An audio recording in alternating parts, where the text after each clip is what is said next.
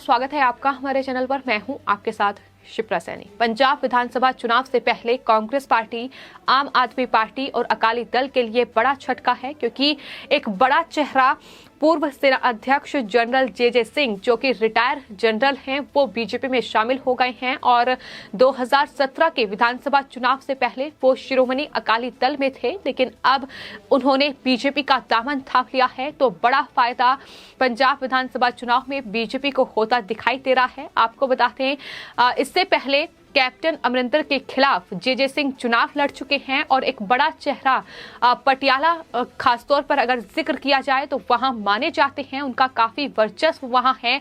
तो पंजाब विधानसभा चुनाव से पहले लगातार बीजेपी अपने पंजाब मिशन के तहत लगातार तैयारियों में जुटी हुई है।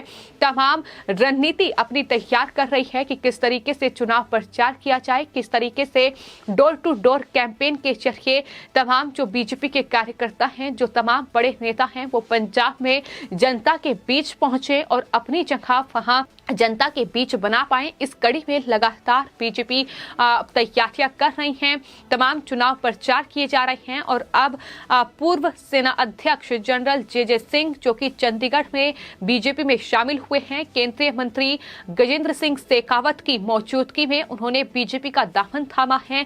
तो लगातार बीजेपी को पंजाब में फायदा होता दिखाई दे रहा है, क्योंकि इससे पहले भी कांग्रेस पार्टी को बड़ा झटका पंजाब में लग चुका है। जिस तरीके से हाल ही में भगवंत पाल सिंह समेत 5 सीनियर नेता जो हैं कांग्रेस पार्टी के, वो बीजेपी में शामिल हुए हैं और कहीं ना कहीं बड़ा नुकसान कांग्रेस पार्टी को पंजाब में होता दिखाई दे रहा है।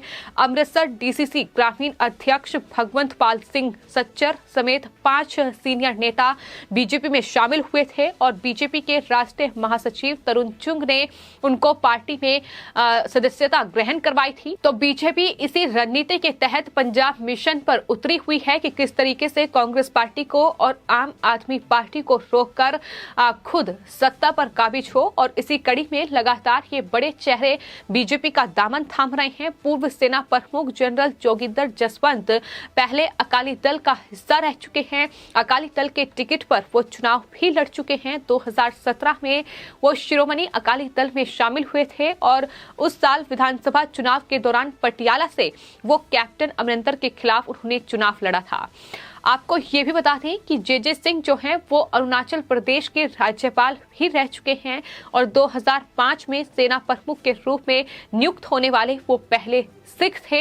यानी कितना बड़ा चेहरा है और कितना बड़ा फायदा बीजेपी को चुनाव में पहुंचेगा, ये साफ तौर पर उनके राजनीतिक करियर और जिस तरीके का उनका व्यक्तित्व है, जिस तरीके के वो नेता हैं, उससे ही अंदाजा लगाया जा सकता है। आपको बता दें, पंजाब की 117 विधानसभा सीटों के लिए 20 फरवरी को चुनाव होना है, लेकिन चुनाव से पहले पंजाब में लगातार सियासी घमासान जारी है, सियासी सरगर्मियां तेज हो रही हैं। जिस तरीके से लगातार वार पलटवार का दौर जारी है, इसके अलावा तमाम जो पार्टी के नेता हैं वो दरअसल बीजेपी में शामिल हो रहे हैं। फिर चाहे बात कांग्रेस पार्टी की जाए या फिर आम आदमी पार्टी की जाए, आम आदमी पार्टी के भी कई चेहरे बीजेपी में शामिल हो चुके हैं।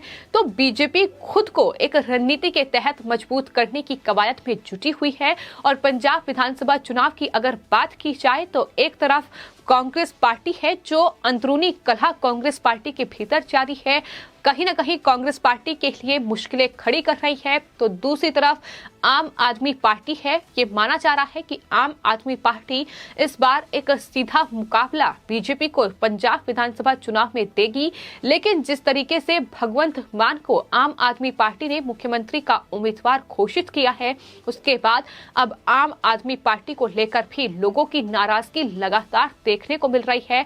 और सवाल तो यहाँ तक आम आदमी पार्टी से पूछे जा रहे हैं कि दरअसल अरविंद केजरीवाल ये पंजाब आकर दावा करते हैं कि वो पंजाब को नशा मुक्त बनाएंगे, लेकिन आखिर पंजाब में किस तरीके से जनता के साथ आम आदमी पार्टी धोखा कर रही है। एक ऐसे शख्स को मुख्यमंत्री का उम्मीदवार आम आदमी पार्टी ने बनाया है जो नशे में रहता है, जो नशेड़ी है, जो शराब का सेवन करता है। तो आखिर वो पंजाब को कैसे नशा मुक्त बना पाएगा, ये सवाल अब लगातार सोशल मीडिया यूजर्स से लेकर बीजेपी और कांग्रेस पार्टी, आम आदमी पार्टी पर दाग रही है, तो अब भगवंत मान को जो मुख्यमंत्री का चेहरा आम आदमी पार्टी ने बनाया है, उसका कितना खामियाजा आम आदमी पार्टी को पंजाब विधानसभा चुनाव में भुगतना पड़ेगा, ये आने वाला वक्त बताएगा। लेकिन अभी भी सोशल मीडिया पर ये साफ तौर पर देखा जा सकता है कि आम आदमी पार्टी को लगातार नाराजगी जो है वो झेलनी पड़ रही है।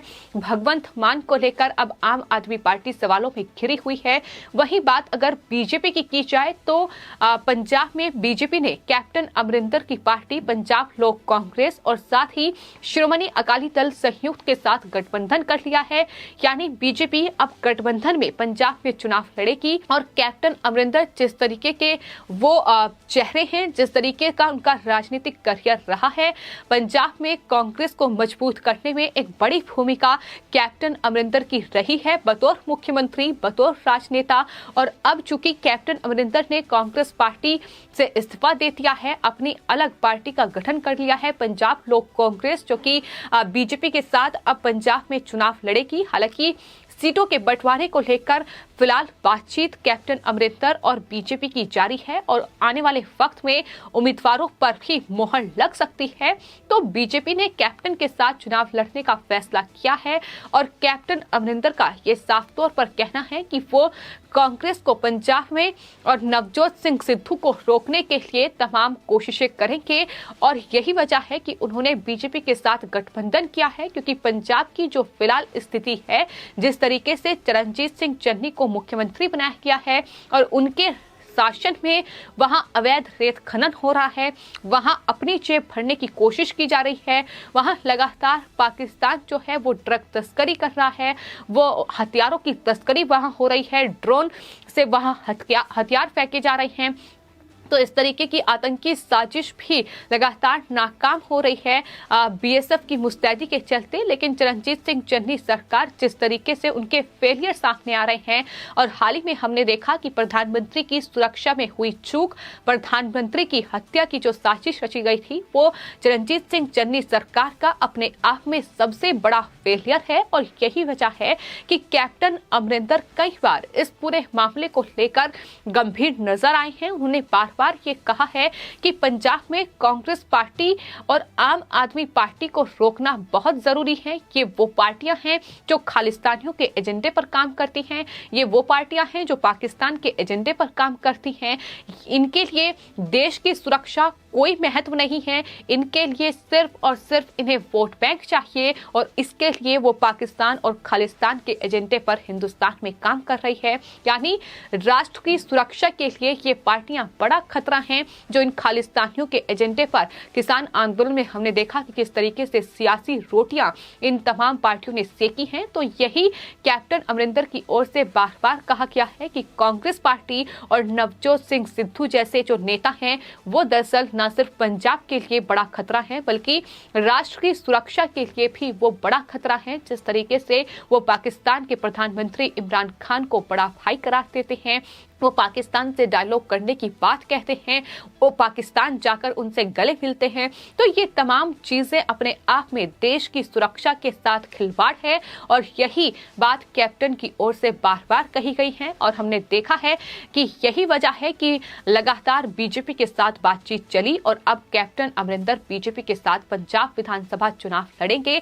लेकिन कैप्टन अमरिंदर ने कांग्रेस पार्टी छोड़ी और उसके बाद तमाम नेता जो कांग्रेस में कैप्टन खेमे के थे, वो एक के बाद एक बीजेपी को ज्वाइन कर रहे हैं, बीजेपी में शामिल हो रहे हैं। और कई कांग्रेस के वरिष्ठ नेता बीते कुछ महीने में बीजेपी में शामिल हुए हैं। और इसी कड़ी में अब पूर्व सेना प्रमुख जनरल जोगिंदर जसवंत सिंह बीजेपी में शामिल हुए हैं। तो जाहिर तौर पर एक बड़ा चेहरा है जिसका फायदा अब पंजाब विधानसभा चुनाव में सीधे तौर पर बीजेपी को होने जा रहा है। फिलहाल आपकी इस पूरे मामले पर क्या राय है, हमें कमेंट बॉक्स में जरूर लिखें और चैनल को सब्सक्राइब करें। धन्यवाद।